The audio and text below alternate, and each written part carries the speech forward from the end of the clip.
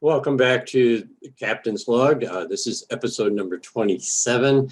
It's also the third part and final part of my interview with Vance Major. I can't think of anything else to say than whatever everybody else has said. And other than I am glad to have known him. Just knowing him has made me a better person.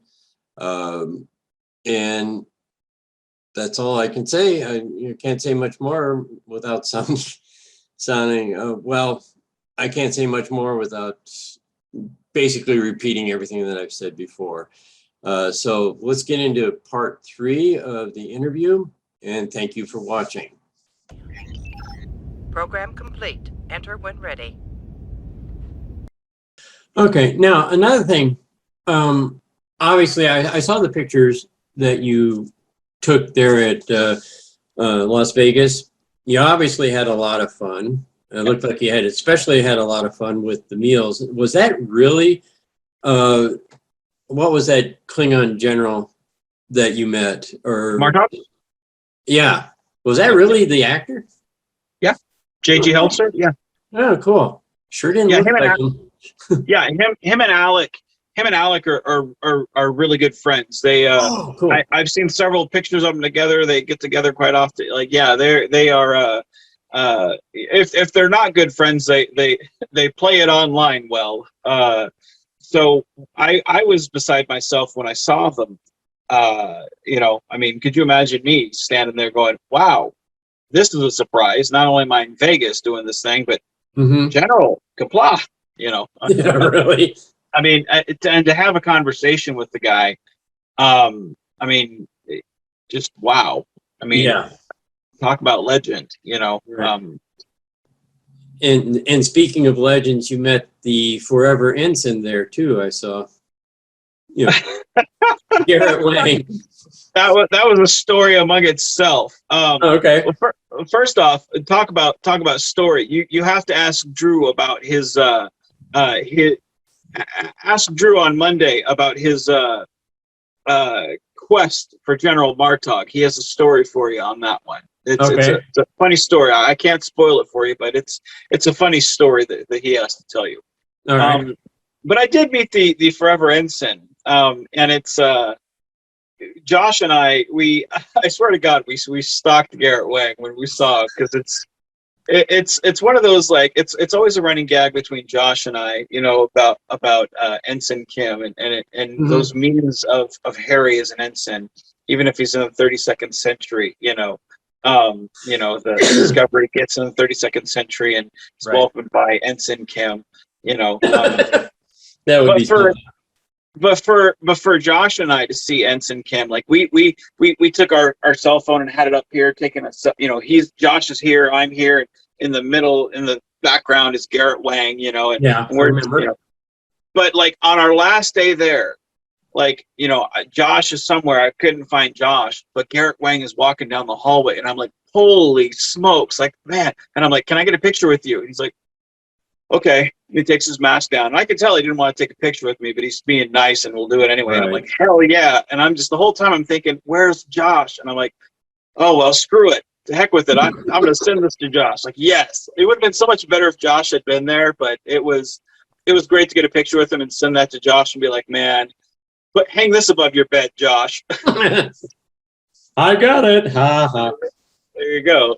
So, now, another, obviously, you have a wide circle of friends now that even encompasses the world, because Zatmir in London, and then Frank in North Carolina. And how does that feel? I mean, you've been in fan films, Star Trek, whatever, 8 years, I think you said, something like that. And now you've got people that you know all over the world because of this, and did you ever imagine yourself being in that position?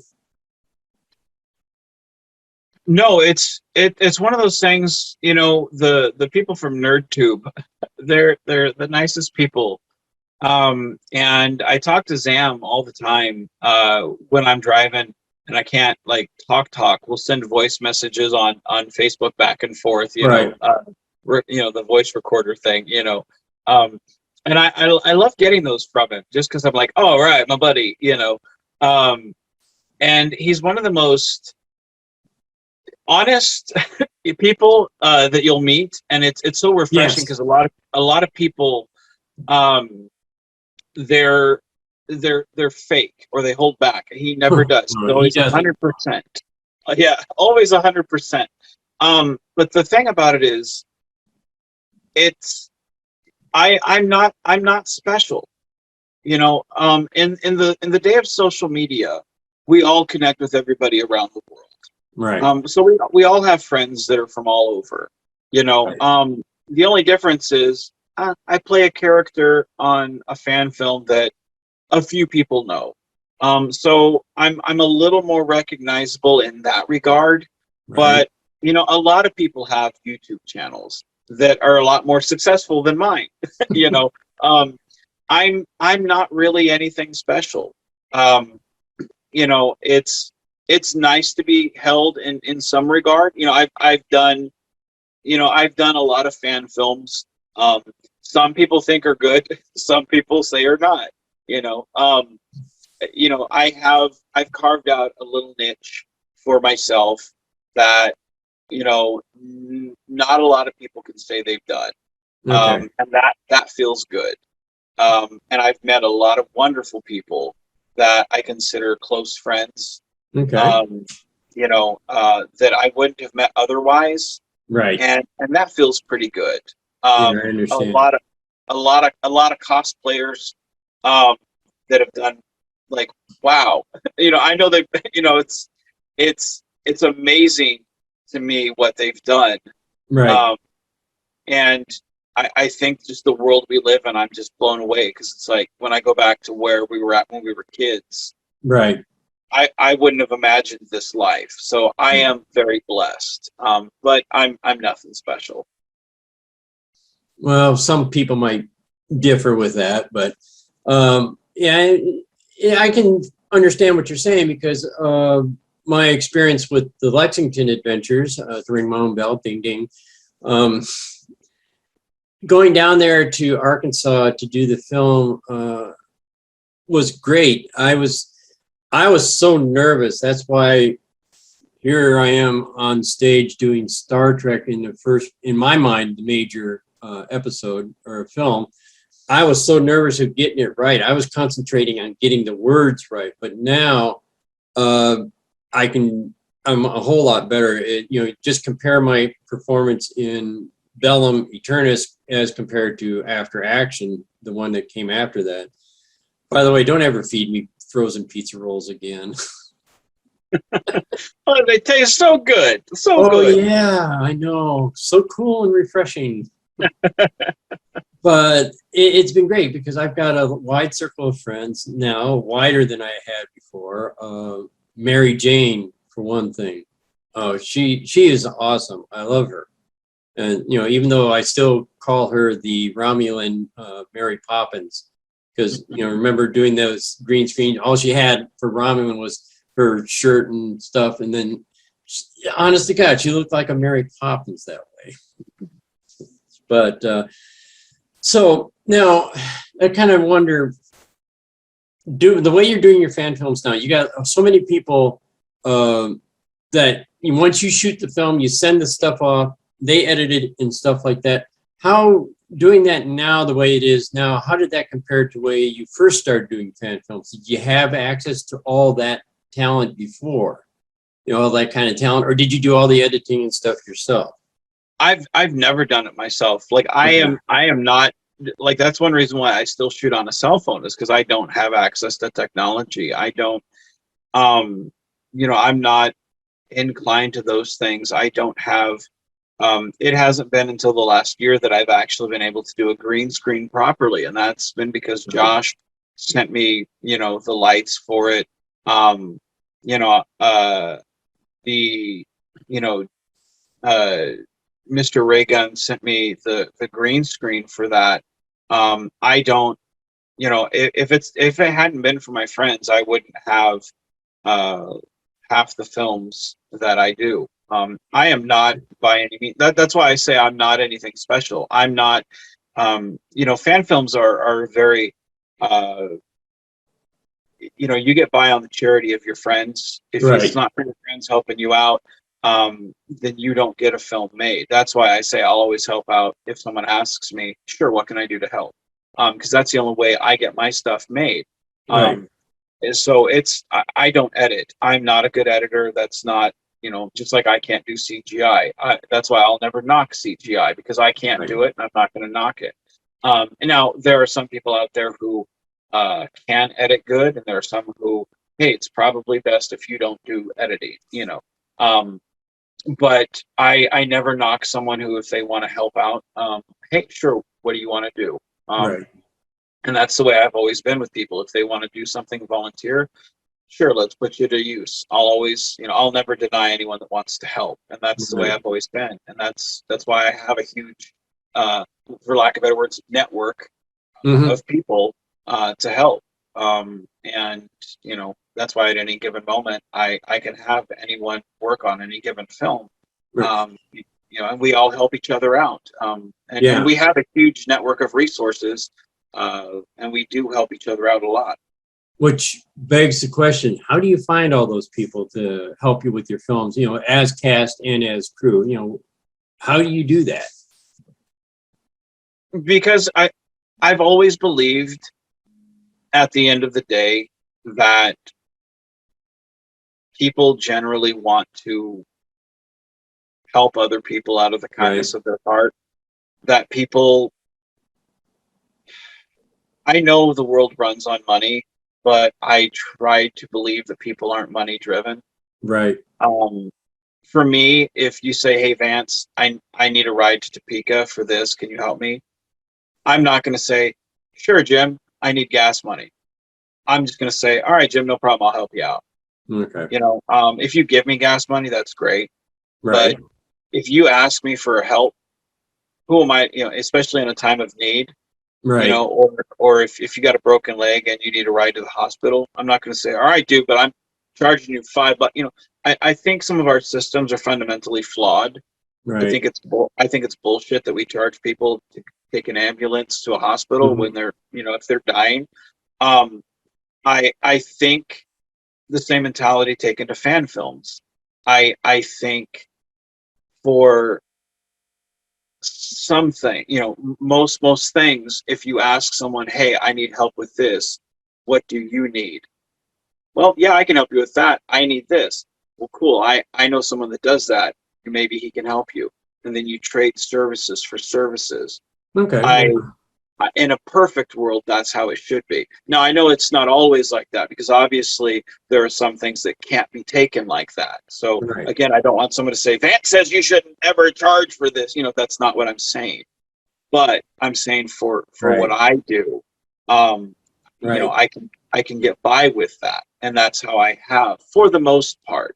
Right. Like I said, there are always exceptions. Right. But that's my mentality. Okay. Yeah. And I remember I have asked you for help a few times, and you've gladly given it. Even including that one time you had to take me to the hospital for a procedure. And I still feel the need to apologize after they took me into the room. All of a sudden, the hospital sent out a code blue alert. And I was thinking, oh my God, he's in the waiting room. Oh my Lord. Yeah. Yeah, it's one of those like, what? Yeah. And it was just a colonoscopy procedure. I was going, ah. So I told the nurse, please let my friend know it's not me. Yeah, you don't get over those things. Funny. Like, what is that? Don't take my friend. But no, I tend to believe that most people are willing to help. Right. And I'm a fan of the favor system. I think it works out really well. Right. Now, like I said, there are some things where, like electricity at a set. I think, hey, what pay them what they should if they need money for the lights. The Right. keep on because obviously the wear and tear of sets, like those Right. things. it's got to be paid for. Right. I think things like that are the exception, but obviously, everybody, not everybody is should be trying to make a buck, especially Right. for a fan film. And some people sadly, are, for Right. my film. That's why on my GoFundMe's, I'm very transparent, with everything I've done. That's why when I get something new for a film, I post it, Right. I show it, and that's why on everything you get, I get a size, I get the bigger sizes because it's like this will fit everybody. Um, uh, sadly, some people look like a munchkin inside the uniforms, but that's part of the problem of doing, that's part of the problem of doing business that way is, but at least you're getting something that fits everybody. But Well, again, it's one of those things of when you have a certain budget and you try not to get outside that. right. But it's a very honest way of doing things. Okay. Well, another question I have for you is, this is probably pretty much towards the end of the interview now, but Sure. one last question I want to ask you is, at least one last question, is where do you see the future of fan films and Star Trek fan films in particular headed these days? I mean, is there hope? I mean, are we going to be able to continue to do things like you and I are doing, or how do you see that? I don't know. I haven't really given it much thought. Okay. I haven't given it much thought. Okay. All right. Now, before we end the interview, is there any one last thing you want to tell everybody? Do you have a central message? Bless us with your wisdom, kind of thing. All I can say, 8 years ago, when I started this, Right. someone had told me not to do it. I wanted to shoot on the bridge, a very simple video, which was just my cell phone, at a certain angle, and me standing at my, sitting at my station, pressing buttons, recording a simple message. Right. It wouldn't have even been edited. It just would have been on, going on my YouTube, no sound effects, just very simple. And I was told, you can't do it that way. It's not how it's done. Right. And if I had listened to that person, I wouldn't be where I'm at today. Don't listen to what other people tell you. Just go do what you do. If it's a mistake, you'll find out. If it works for you, you'll find that out too. Go make your mistakes. Right. And go make more mistakes. Go make so many mistakes until you get it right. And then go do more. The thing is, people, I think we have a certain amount of legends in fan films these days, living legends, and Right. I feel that we do have them, from Frank Parker to Gary Davis to Nick Cook to Robert Hurt to Michael King, To me. to George Cayenne. We have people who have been in fan films for years, Right. who at one point could have turned around and just not. But they stuck it out and learn from their examples. And these are all people, Jose Sempita as a good example, who does his own thing, who's very different from someone like Josh Irwin. These are two people who are two different ends of the spectrum of Star Trek, yet they coexist. And we have so many different, varieties of Star Trek, and they Right. can all coexist. And the thing is, go find your flavor of Trek and go be you 100%. And don't let anyone tell you that you can't do what you want to do. You can't be what you want to be. You can't find your variety. You can't. If your uniform doesn't fit, screw it. It doesn't matter. Right. Sometimes Kirk uniform was a little too tight. It's okay. If your uniform doesn't quite fit, doesn't matter. If you've got tennis shoes in your film, it's okay. Sometimes Starfleet has a casual Friday. It's all right too. The thing is, these are just fan films. Right. Go tell a good story. If it's something you're passionate about, go be passionate. And that's the important thing. Go be passionate. So don't let anyone tell you that you can't. Just go. Sounds good to me. Well, Vance, I want to thank you for appearing on my show. And Absolutely. I loved having you here. And like I like to say at the end of my shows is, may the great bird of the galaxy bless your planet. Keep on geeking on, man. All right. We'll see you later. This is another testimonial that I have from one of Vance's many, many friends. This time it's Mary Jane Blystone of Colorado. And I have had the pleasure of working with Mary Jane on the Lexington Adventures, Bellum Eternus.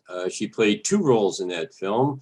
And she played Lieutenant Commander Savick, and she also played the Romulan commander. Watch the film for more details. But anyway, here we go. This is Mary Jane. Program complete. Enter when ready.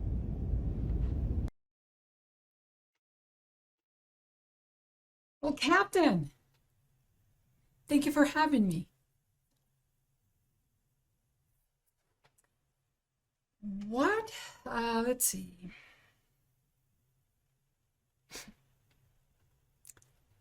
How did I met Vance? Well, that's a question. Oh gosh. Believe it or not, I know, shocker, I actually met Vance through Facebook. What is a shocker is that I first encountered Vance, I'm gonna say about 2008, 2009, maybe something along those lines. Maybe it was 2010. Anyway, I was in one of the Star Trek groups and I saw Vance was very active and I said, hey, he's a pretty cool guy. So I sent him a friend request. He accepted. We briefly touched. Like, hey, thank you for accepting my friendship request. Your stuff with Star Trek, keep gigging it out. And he was like, fascinating. So, okay, perfect. After that, we never spoke again. I got busy, life got in the way, and just like forgot about it. Then about 2017, 18, okay, I was one of the groups and I actually saw Vance post one of his films and I was like, oh, hey, I know that guy. So I watched the film. I was like, hey, this was pretty cool. So I contacted him. I was like, hey, I just saw one of your videos, that's awesome. That's how do you start it? We basically started talking. And as we are talking, he's like, well, I'm currently looking for actors and actresses. You wouldn't be interested in being in one of my movies, would you? And I was like, yeah, I would.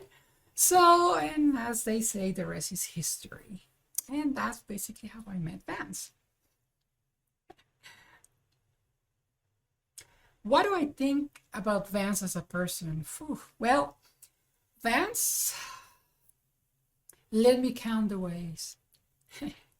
Vance, he's a really good human being. Vance is an honest, hardworking man. He's very passionate in all in everything that he does, right? I don't have to tell you, just look at all of the passion, like all of the films that he's done, right? You can see it, right? You get engrossed with all of his scripts, the work, the acting, and as a human being, he's just wonderful. He's an amazing parent. He's an even awesomer friend. He's a straight shooter. He will always give you things the way they are, and that's something I appreciate a lot. I don't like to beat around the bush, and Vance is like, this is what it is, and all right, it is what it is. So that's something I really like about him. So Vance is someone that you truly be honored to be called his friend. He is very selective with his friends, as we should, as we should all be, right? Honest, good enough friends, as I say, that you can kind of with your right hand or left. But Vance is someone that is really, really awesome in character, has moral character, hardcore values, honest. What can I say? He's the V-man. He's the man, you know.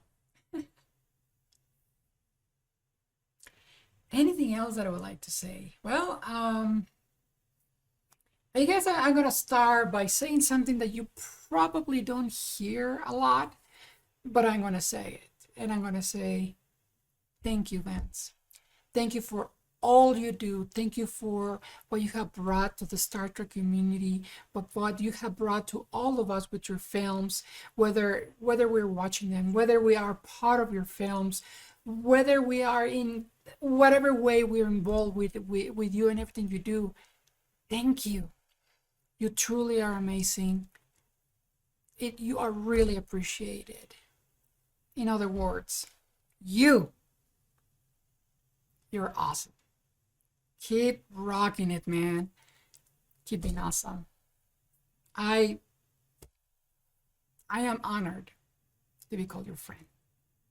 So Vance, Captain, live long and prosper.